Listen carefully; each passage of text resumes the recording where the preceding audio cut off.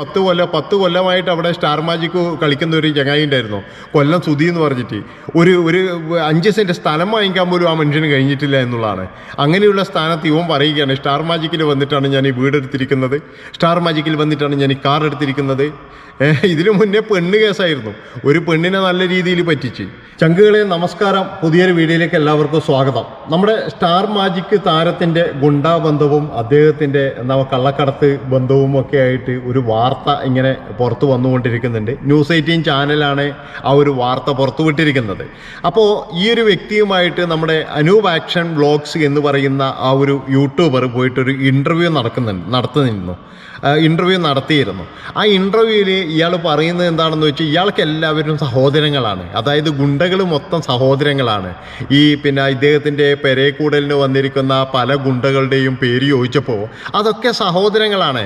പിന്നെ അവരൊക്കെ ഗുണ്ടകളല്ല ബ്രോ, അവരൊന്നും യഥാർത്ഥത്തിൽ ഗുണ്ടകളല്ല, അവരൊക്കെ പാവങ്ങളാണ് ബ്രോ, അവരൊക്കെ നല്ല മനുഷ്യരാണ് ബ്രോ എന്നിട്ട് ഇവനാണ് പറയുന്നത്. പോലീസുകാരുടെ ലിസ്റ്റിൽ, ഗുണ്ടാ ലിസ്റ്റിലുള്ളവന്മാരൊക്കെ പാവങ്ങളാണ്, അവരെയൊക്കെ പോലീസുകാരാണോ പിന്നെ ചതിച്ചിരിക്കുന്നത്? അല്ല, എനിക്ക് ഈ സ്റ്റാർ മാജിക് താരത്തോട് ചോദിക്കാനുള്ളത്, പോലീസുകാരാണോ പിന്നെ ചതിച്ചത് ഇവരെയൊക്കെ? എന്തിനാണ് ഇവനിങ്ങനെ വെളുപ്പിക്കാൻ നടക്കുന്നത്? എനിക്ക് മനസ്സിലാകുന്നില്ല. അതായത് ഗുണ്ടകളെ വെളുപ്പിക്കുകയാണ് ഈ സ്റ്റാർ മാജിക് താരത്തിൻ്റെ മെയിനായിട്ടുള്ള പണി എന്ന് പറഞ്ഞു കഴിഞ്ഞാൽ. ഇദ്ദേഹം തന്നെ പറയുന്ന മറ്റൊരു കാര്യം എന്താണെന്ന് വെച്ച് കഴിഞ്ഞാൽ, ഇദ്ദേഹത്തിൻ്റെ വീടും കാര്യങ്ങളും സെറ്റപ്പൊക്കെ നമ്മൾ കണ്ടു.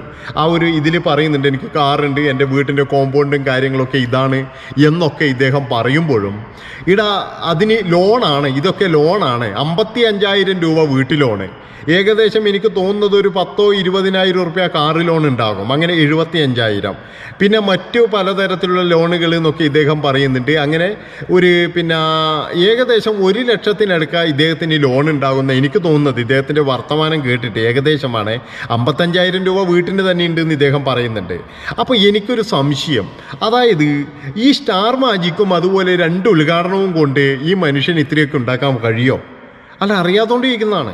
ഈ സ്റ്റാർ മാജിക് എന്ന് പറഞ്ഞു കഴിഞ്ഞാൽ ഇത്രയും പൈസ ശമ്പളം ഉണ്ടെങ്കിൽ അവിടെ പല നടന്മാരും ദാരിദ്ര്യത്തിലാണല്ലോ. അതെങ്ങനെ വന്നു? അതായത് ഇത്രയും ചുരുങ്ങിയ കാലം കൊണ്ട് ഇവനൊക്കെ ഇത്ര വലിയ വീടെടുക്കണമെങ്കിൽ ഇതിലെന്തോ ഒരു തട്ടിപ്പില്ലേ? ഇതിൽ കൃത്യമായിട്ടുള്ള തട്ടിപ്പുണ്ട്. ഇവൻ എന്തോ ഒന്നിൽ നല്ല രീതിയിൽ ഇവൻ എല്ലാവരെയും വെളുപ്പിക്കുകയാണ്. എന്നാൽ ഇവരൊന്നുമായിട്ട് എനിക്ക് പരിചയമില്ല, ഇവരൊന്നും ആരാണെന്ന് എനിക്കറിയില്ല, അല്ലെങ്കിൽ ഇവരൊന്നുമായിട്ട് ഞാനങ്ങനെ ബന്ധമൊന്നുമില്ല, അവരെന്തെങ്കിലും പ്രോഗ്രാമിന് വിളിച്ചാൽ പോകും എന്നല്ല ഇവൻ പറയുന്നത്. ഇവൻ പറയുന്നത് എന്താണെന്ന് വെച്ചാൽ, ഇവരൊക്കെ എൻ്റെ കൂട്ടുകാരാണ് ബ്രോ, ഞാൻ അവിടെ ബോൾ കളിക്കുമ്പോൾ ഒന്നിച്ച് കളിക്കുന്നതാണ് ബ്രോ, അതുപോലെ തന്നെ എന്ന് പറഞ്ഞു കഴിഞ്ഞാൽ ഇവരൊക്കെ എൻ്റെ എന്താ പറയണ്ടേ, ഇവരൊന്നും അങ്ങനെയല്ല ബ്രോ, ഇവരൊക്കെ നല്ലതാണ് ബ്രോ, നല്ല മനുഷ്യരാണ്. അതായത് ജനങ്ങളെ എന്താ പറയേണ്ടത്, പല തരത്തിൽ ഇത് ചെയ്യുന്ന, അതായത് ദ്രോഹിക്കുന്നവരും അതുപോലെ തന്നെ ഈ എന്താ പറയുക നമ്മുടെ രാജ്യത്തിൻ്റെ സാമ്പത്തിക നിലയെ തന്നെ തകർക്കുന്ന കള്ളക്കടത്ത് പോലെയുള്ള സംഭവങ്ങൾ ചെയ്യുന്ന, ഗുണ്ടാപ്പണികൾ ചെയ്യുന്ന അവരെയാണ് പറയുന്നത്. ഇവരൊക്കെ പാപമാണ് ബ്രോ, ഇവരൊന്നും ചെയ്യലില്ല ബ്രോ, ഇവരൊന്നും ചെയ്യാറില്ല ബ്രോ എന്ന് പറഞ്ഞിട്ട് ഇവൻ ഇങ്ങനെ അനൂപ് ആക്ഷൻ വ്ളോഗിനോട് ഇങ്ങനെ കരയുകയാണ്. അതായത് അവൻ്റെ മുഖം കണ്ടാലറിയാം, അവൻ്റെ സംസാരത്തിൽ നിന്നും കൃത്യമായിട്ട് നമുക്ക് ഊഹിച്ചെടുക്കാം ഇവൻ എന്തിനാണ് കള്ളം പറയുന്നത്. ഇവൻ കള്ളം പറഞ്ഞ് ഇവിടെ പിടിച്ചു നിൽക്കുകയാണ്. ഇവൻ വിചാരിച്ചത് ഇതൊന്നും പുറത്തു വരില്ല എന്നാണ്. അപ്പോൾ ഈ അനൂപ് ആക്ഷൻ വ്ളോഗ് ചോദിക്കുന്നുണ്ട്, നിനക്ക് പോയിട്ടൊരു കേസ് കൊടുത്തൂടെ എന്ന്. ഞാനൊരു പരാതി കൊടുക്കുന്നുണ്ട് ബ്രോ, സ്റ്റേഷനിൽ പോയിട്ട് കൊടുക്കുന്നുണ്ട് എന്ന്. അതായത് ഇവൻ്റെ പേരിൽ കൃത്യമായിട്ടുള്ള ഒരു എവിഡൻസ് ഇല്ലാതെ ഈ ന്യൂസ് 18 എന്ന് പറയുന്ന ചാനൽ ഇങ്ങനെ പുറത്തു വിടാൻ അവർ മഞ്ഞപ്പത്രമല്ല സഹോദര. അവർ കൃത്യമായിട്ട് ഇത് നിരീക്ഷിച്ച് കൃത്യമായിട്ട് തെളിവിൻ്റെ അടിസ്ഥാനത്തിലാണ് അവർ പുറത്തു വിടുന്നത്. അതുമാത്രവുമല്ല, ഒരു ഗുണ്ടയോട് ഇവൻ പറയുകയാണ്, ബ്രോ നിങ്ങൾ തമ്മിൽ പല പ്രശ്നങ്ങളും ഉണ്ടാവും, നിങ്ങൾ ഗുണ്ടകൾ തമ്മിൽ പല പ്രശ്നങ്ങളും ഉണ്ടാവും, എന്നെ വിട്ട് ബ്രോ, എന്നെ വിട്, എന്നോട് എന്തെങ്കിലും പ്രശ്നമുണ്ടോ നിങ്ങൾക്ക് എന്നൊക്കെ വളരെ നിസ്സാരമായിട്ടാണ് ചോദിക്കുന്നത്. ഗുണ്ടകളുമായിട്ടുള്ള ഇദ്ദേഹത്തിൻ്റെ ബന്ധമാണ് അവിടെ നമുക്ക് മനസ്സിലാക്കാൻ കഴിയുന്നത്. എനിക്ക് ശ്രീകണ്ഠൻ നായരോടാണ് ചോദിക്കാനുള്ളത്, സാർ അതായത് നിങ്ങളുടെ ചാനലിന് ജനങ്ങളോടൊരു ഇഷ്ടമുണ്ട്. ഇതുപോലെയുള്ള പെണ്ണുപിടിയന്മാരെയും അതുപോലെ തന്നെ ഗുണ്ടാബന്ധമുള്ളവരെയും ദയവ് ചെയ്തിട്ട് നിങ്ങളുടെ ഈ ചാനലിൽ നിന്നും ഒഴിവാക്കണം എന്നാണ് എനിക്ക് പറയാനുള്ളത്. അതായത് കുറേ നാളായിട്ട് ഫ്ലവേഴ്സ് ചാനലിൽ എന്ന് പറഞ്ഞു കഴിഞ്ഞാൽ ഇങ്ങനെയുള്ള പരിപാടികൾക്കൊക്കെ വരുന്നത് വളരെ മോശമായ ആൾക്കാരാണ്. ഇപ്പോൾ കുറച്ച് ദിവസം മുമ്പാണ് പറഞ്ഞത്, ബിനു അടിമാലി എന്ന് പറയുന്ന അദ്ദേഹം തുറന്നു പറയുകയാണ്, എനിക്ക് പല കൊട്ടേഷൻ സംഘങ്ങളുമായിട്ട് ബന്ധമുണ്ടെന്ന്. എന്തുദ്ദേശത്തിലാണ് അദ്ദേഹം പറഞ്ഞത്? അപ്പോൾ ഇവരൊക്കെ എന്ന് പറഞ്ഞ് ഇവരൊക്കെ ഫ്രണ്ട്സ് അല്ലെങ്കിൽ ഇവരൊക്കെ കൂടുന്നത്, ഇവരൊക്കെ ബാക്കിലുള്ളതെന്ന് പറഞ്ഞാൽ കൊട്ടേഷൻ ടീമുകളാണ്. അപ്പോൾ ഇങ്ങനെയുള്ളവരാണ് നമ്മളെ ഈ ജനങ്ങളെ മണ്ടന്മാരാക്കിയിട്ട് ചാനലിൽ കയറി കൂടിയിട്ട് അവിടെ കോമാളിത്തരം കാണിച്ചിട്ട് മറ്റുള്ളവനെ കളിയാക്കിയിട്ട് അവിടെ എന്താ പറയേണ്ടത് നമ്മളെയൊക്കെ വഞ്ചിക്കുന്നത് എന്ന് മാത്രമേ എനിക്ക് പറയാനുള്ളൂ. അതുകൊണ്ട് തന്നെയാണ് പറയുന്നത് ഈ ഫ്ലവേഴ്സ് ചാനലിൽ മാത്രമാണ്. ഇതിനു മുന്നേ നമുക്കറിയാം ഒരു സീരിയലിൽ ഒരു ഡയറക്ടർ അതിൽ അഭിനയിക്കുന്ന ഒരു നടിയുടെ പുറകെ നടന്നിട്ട് ചോദിക്കുന്നത് എനിക്ക് വഴങ്ങിത്തരൂ ഒരു പ്രാവശ്യം, എനിക്ക് വഴങ്ങിത്തരൂ ഒരു പ്രാവശ്യം എന്ന്. ആ സ്ത്രീ കരഞ്ഞു പറഞ്ഞിട്ടും കൂടി അവനെതിരെ ഒരു 2 ദിവസം മാറ്റി നിർത്തി, 3-ാമത്തെ ദിവസം അവനെ തിരിച്ചെടുത്തു. ഇപ്പം ആ സീരിയലേ പോയി എന്നാണ് പറയുന്നത്, നിൽക്കുന്നത് ആ സീരിയലേ ഇല്ല ആ ചാനലിൽ. അപ്പോൾ എന്തുകൊണ്ടാണ് ഇവരെയൊക്കെ നിലക്ക് നിർത്താൻ കഴിയാത്തത്? മറ്റ് വേറെ ഒരു ചാനലിലും നമ്മൾ ഇങ്ങനെയുള്ള കാര്യങ്ങൾ കേൾക്കുന്നില്ല. എന്താണെന്ന് വെച്ച് കഴിഞ്ഞാൽ അവിടെയുള്ളതെന്ന് പറഞ്ഞു കഴിഞ്ഞാൽ ആ ഒരുത്തൻ ആരോപണം ഇതായിട്ടുണ്ടെങ്കിൽ ഓനെ ചവിട്ടി പുറത്താക്കും. അതാണ് സ്ഥിതി എവിടുന്ന്. ഇവിടെ എന്ന് പറഞ്ഞു കഴിഞ്ഞാൽ അതല്ല. ഇവിടെ എന്താ പറയുക, എല്ലാവരും കുടുംബം പോലെയാണെന്ന് പറയുകയും ചെയ്യും. കുടുംബത്തിലുള്ളത് വെച്ചെന്ന് പറഞ്ഞു കഴിഞ്ഞാൽ എല്ലാം കാട്ടാളം മാറും. അതാണ് ഇവിടെ സംഭവിക്കുന്നത്. എന്തിനാണ് ഇവനെയൊക്കെ സ്റ്റാർ മാജിക്കിൻ്റെ ടീമുകൾ ഇത്രത്തോളം ചുമക്കുന്നത് എനിക്ക് മനസ്സിലാകുന്നില്ല. എന്നിട്ട് ഈ ഒരു സ്റ്റാർ മാജിക്ക് ഈ താരം പറയുകയാണ്, ബിഗ് ബോസ് സ്റ്റാർ മാജിക്ക് താരം പറയുകയാണ്, യാതൊരു ഉളുപ്പുമില്ലാതെ പറയുകയാണ്, ഞാൻ കഷ്ടപ്പെട്ട് ജീവിക്കുകയാണ് ബ്രോ, എനിക്ക് ഒരുപാട് ലോണുണ്ട് ബ്രോ, എൻ്റെ വീട് കണ്ടോ ബ്രോ എന്നൊക്കെ പറഞ്ഞിട്ട് ഇവൻ്റെ വീട് കൊട്ടാരം പോലെ തന്നെയാണ്. ഇവനിനി ഒരു 10-20 കൊല്ലം സ്റ്റാർ മാജിക്കിൽ നിന്ന് കഴിഞ്ഞാലും അങ്ങനെ ഒരു വീട് ഇവൻ എടുക്കാൻ കഴിയില്ല. എന്നിട്ട് ഇവൻ പറയുന്ന 50,000 രൂപ ഇതിന് ലോൺ ഉണ്ടെന്ന്. ഇവന് കാര്യമായിട്ട് ജോലിയില്ല.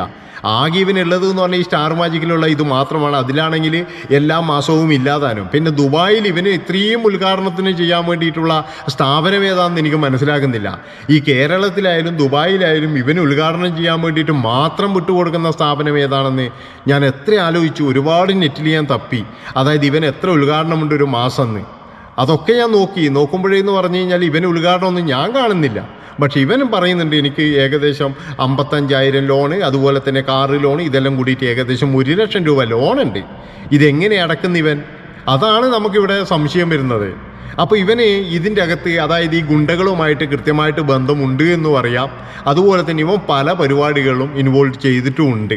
ഇല്ലയെന്ന് ഒരിക്കലും നമുക്ക് പറയാൻ കഴിയില്ല. അല്ലാതെ ഇവൻ്റെ സാമ്പത്തിക സ്രോതസ്സ് നോക്കണം. ഇവൻ തന്നെ പറയുന്നത് എൻ്റെ ഉമ്മ എന്നെ കൂലിപ്പണിയെടുത്തിട്ട് വളർത്തിയതാണ്, കൂലിപ്പണിയെടുത്ത് വളർത്തിയവൻ്റെ വീടാണ് നമ്മൾ കാണുന്നത്. അവിടെ ഇവനെക്കാട്ടിയും മുന്നേ വന്നിട്ട് 10 കൊല്ലമായിട്ട് അവിടെ സ്റ്റാർ മാജിക് കളിക്കുന്ന ഒരു ചങ്ങായി ഉണ്ടായിരുന്നു, കൊല്ലം സുധി എന്ന് പറഞ്ഞിട്ട്. ഒരു 5 സെൻറ്റ് സ്ഥലം വാങ്ങിക്കാൻ പോലും ആ മനുഷ്യന് കഴിഞ്ഞിട്ടില്ല എന്നുള്ളതാണ്. അങ്ങനെയുള്ള സ്ഥാനത്ത് ഇവൻ പറയുകയാണ്, സ്റ്റാർ മാജിക്കിൽ വന്നിട്ടാണ് ഞാൻ ഈ വീടെടുത്തിരിക്കുന്നത്, സ്റ്റാർ മാജിക്കിൽ വന്നിട്ടാണ് ഞാൻ ഈ കാർ എടുത്തിരിക്കുന്നത്.